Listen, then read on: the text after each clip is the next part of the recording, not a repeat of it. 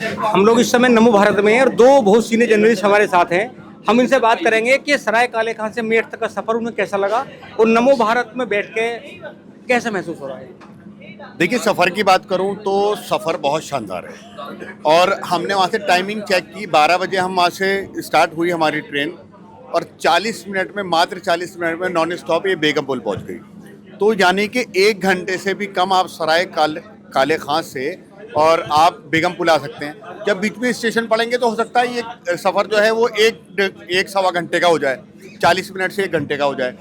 तो सफ़र तो शानदार है। और मोदी जी, जो मेरठ वालों का सपना था मेट्रो का, वो भी मिलने वाली है मेरठ वालों को। और मेरठ वालों का इस टाइम, ये मैं तो कहता हूँ कि इस टाइम उन्हें नींद भी नहीं आ रही होगी कि मोदी जी जल्दी से आएँ और जल्दी से ओपनिंग कर दें और हम अपनी मेट्रो में घूमने लगे हैं। और मैं सबसे बड़ी चीज़ एक बात ये कहना चाहता हूँ कि मेरठ में इस टाइम बूम होने वाला है। बूम इस तरीके से होने वाला है कि दिल्ली के लोग जो हैं, दिल्ली गाजियाबाद के लोगों के पास रहने की बहुत जगह नहीं है। रहने की जगहें बहुत महंगी है, लेकिन मेरठ में उसके मुकाबले, दिल्ली और गाजियाबाद के मुकाबले बहुत सस्ती जगहें हैं। और उसको हम ये बता सकते हैं कि जो लोग आएंगे, जो मेरठ और दिल्ली, मतलब आप दिल्ली में जाएं तो वहां आपको 1 करोड़ रुपए का, 1.25 करोड़ रुपए का, 2 करोड़ रुपए का फ्लैट मिलता है, लेकिन मेरठ में आपको 1 करोड़ रुपए का मकान मिल सकता है आज की डेट में। तो मुझे लगता है कि आने वाले कुछ दिनों में ही एक मेरठ में बूम देखने को मिलेगा, आवासीय हब बन जाएगा। और जो दिल्ली के लोग हैं, जो गाजियाबाद के लोग हैं, जिनके पास रहने की बहुत ज़्यादा कमी रहती है, बहुत महंगी वहाँ जगहें हैं, फ्लैट बहुत महंगे हैं, और दूसरी बात बहुत भीड़ रहती है, ट्रांसपोर्टेशन जो है बहुत भीड़ भरा रहता है, एक एक घंटा कहीं आने जाने में लग जाता है। तो मेरठ का इसे सौभाग्य समझ लीजिए कि दिल्ली और गाजियाबाद के लोग अब मेरठ आएंगे और रहेंगे, अपना घर बनाएंगे, और मेरठ की विकास में 4 चांद नहीं, मैं ऐसा कहता हूँ 10 चांद लगने वाले हैं। 4 चांद ऐसा होने वाला है। ये जो कह रहे हैं, मैं इनकी बात से बिल्कुल सहमत हूँ, लेकिन मेरठ के ऊपर बहुत बड़ा एक प्रेशर पड़ने वाला है, जिसके लिए मुझे लगता है अभी मेरठ तैयार नहीं है।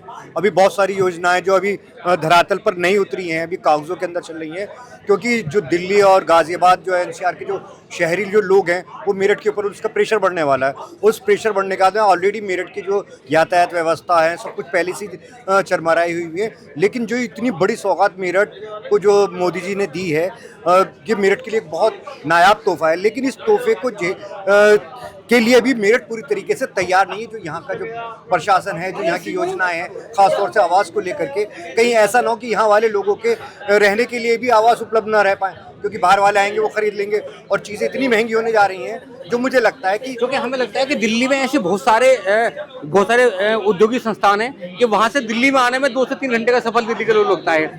और अब जैसे बहुत आसान हो गया, इधर एक्सप्रेस वे हो गया, इधर नमो भारत हो गया, तो उनकी इच्छा होगी कि हम लोग इससे मेरठ में बनाएं और वहाँ पोल्यूशन की कोई दिक्कत नहीं होगी। नहीं, बिल्कुल सभी की इच्छा होगी, क्योंकि मेरठ अभी भी, अगर AQI की बात करें, दिल्ली से तो कम ही रहता है। लेकिन इस नमो भारत का जो तोहफा इस मेरठ को मिला है, इस तोहफे के साथ साथ एक बहुत बड़ी जिम्मेदारी भी जो यहाँ की सरकार है उसके ऊपर आने वाली है।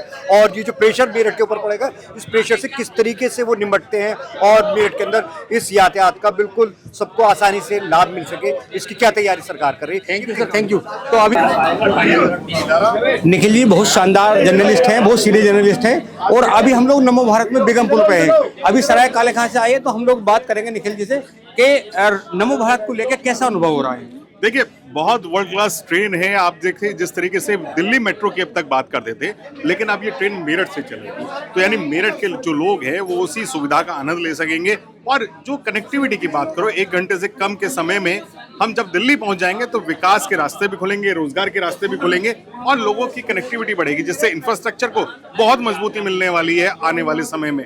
मेरठ के जो ज़मीनों के रेट हैं, मेरठ का जो इंफ्रास्ट्रक्चर है, वो बहुत ज़्यादा एक्सेलरेट करेगा। वहीं लोगों को रोजगार के नए आयाम मिलेंगे, और मेरठ के विकास के लिए ट्रेन एक रफ्तार साबित होगी, क्योंकि जिस तरीके की सुविधाएं इसके अंदर हैं, उसको देखकर लगता है कि मेरठ अब विकास के पथ पर आगे बढ़ने के लिए। निखिल जी, जैसे मेरठ दिल्ली एक्सप्रेस भी पहले बन चुका था, अब नमो भारत है, क्या आपको लगता है कि दिल्ली में जैसे बहुत सारा वहाँ पोल्यूशन बहुत ज़्यादा है, रियल एस्टेट का कारोबार यहाँ बढ़ सकता है मेरठ में? बिल्कुल 100% बढ़ेगा, क्योंकि जिस तरीके से रियल एस्टेट कारोबारियों ने भी ये उम्मीदें लगाई हैं कि रैपिड मिलने से, मेरठ दिल्ली एक्सप्रेस वे मिलने से कारोबार बढ़ेगा। जो दिल्ली के बड़े बड़े रियल एस्टेट कारोबारी थे वो मेरठ में जमीनें तलाश रहे हैं, मेरठ में जगह तलाश रहे हैं और अपनी कॉलोनियां विकसित करने के लिए चीजें को देख रहे हैं। वहीं मेरठ जो डेवलपमेंट अथॉरिटी है उसने भी इंटीग्रेटेड टाउनशिप का ऐलान कर दिया, खुद नरेंद्र मोदी इसका इनॉग्रेशन करेंगे। तो यानी एक बहुत बड़ा बूम रियल एस्टेट सेक्टर में आने ही वाला है, जिसको प्रधानमंत्री हरी झंडी 22 फरवरी को दे ही रहे हैं। जेएनयू है, डीयू है और बहुत सारी यूनिवर्सिटी है, इंद्रप्रस्थ प्रदेश यूनिवर्सिटी है। और जब हम लोग देखते हैं कि यहाँ से बड़ी संख्या में बच्चे वहाँ रहते हैं, तो अभी तक 3 घंटे का सफर आने का, 3 घंटे जाने का, वहाँ बहुत महंगे खर्चे में वो लोग रहते हैं। अब लग रहा है कि जो वहाँ बच्चे पढ़ने वाले हैं उनके लिए बहुत ईजी हो गया। देखिए, उनके लिए तो इजी हो ही गया है, लेकिन मुझे ऐसा लगता है कि अगला जो एजुकेशन हब है वो मेरठ बनने जा रहा है। आप सोचिए 5 यूनिवर्सिटियां मेरठ में हैं, इसके अलावा कॉलेजेस मेरठ में हैं और तमाम वो चीज़ें मेरठ में हैं जो मेरठ को खास बना रहे हैं। सुभारती मेडिकल कॉलेज है और दूसरे जो मेडिकल कॉलेजेस मेरठ में डेवलप हो रहे हैं, इसके अलावा जो इंजीनियरिंग कॉलेज डेवलप हो रहे हैं, तो उसको देखकर लगता है कि एजुकेशनल हब मेरठ ही बनने जा रहा है। इसके अलावा गंगा एक्सप्रेसवे की बात करो, दिल्ली मेरठ एक्सप्रेसवे की बात करो और पौड़ी जो हाईवे है उसकी बात करो, तो एक कनेक्टिविटी सेक्टर तो मेरठ से बढ़ ही रहा है। अब स्पोर्ट्स की अगर हम बात करें तो स्पोर्ट्स के नाम से बड़ी यूनिवर्सिटी मेरठ में बनने जा रही है। स्पोर्ट्स के नाम से बड़ी यूनिवर्सिटी बनने जा रही है और खुद आप सोचिए कि ये पहला मौका है जब आरएसएस के राष्ट्रीय अधिवेशन, आरएसएस प्रमुख खिलाड़ियों से बातचीत कर रहे हैं। उसकी अध्यक्षता जो है वो दीप अलावत, जो कि यूनिवर्सिटी के हेड हैं, यूनिवर्सिटी के कुलपति हैं, वो कर रहे हैं। तो कहीं ना कहीं खिलाड़ियों पे फोकस है। हरियाणा जिस तरह अभी तक खेल में आगे रहता था, उसको लेकर वेस्टर्न यूपी के खिलाड़ियों को प्रोत्साहन करने का एक मन बनाया जा रहा है। खुद आरएसएस प्रमुख उनसे बात करने जा रहे हैं और ऐसे में प्रधानमंत्री भी लगातार ऐसे खिलाड़ियों को प्रोत्साहित करते रहे हैं।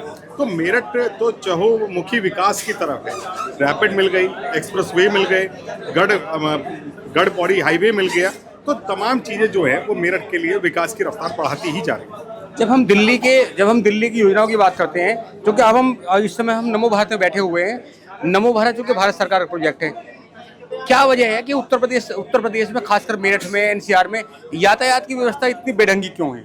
देखिए, यातायात की व्यवस्था अब तक बेढंगी थी, लेकिन मुझे उम्मीद है कि नमो भारत और रैपिड मेट्रो आने के बाद में ये व्यवस्था में कुछ सुधार आएगा। क्योंकि जिस तरह से हालात थे अभी तक, सड़कें संकरी थी, सड़कें चौड़ीकरण का काम बेहद तेजी से हुआ, एक्सप्रेसवे बने, कनेक्टिविटी बढ़ गई और अब उसमें एक 4 चांद उस समय लग जाएंगे जब 22 तारीख को इस ट्रेन को प्रधानमंत्री आम जनता को समर्पित कर देंगे।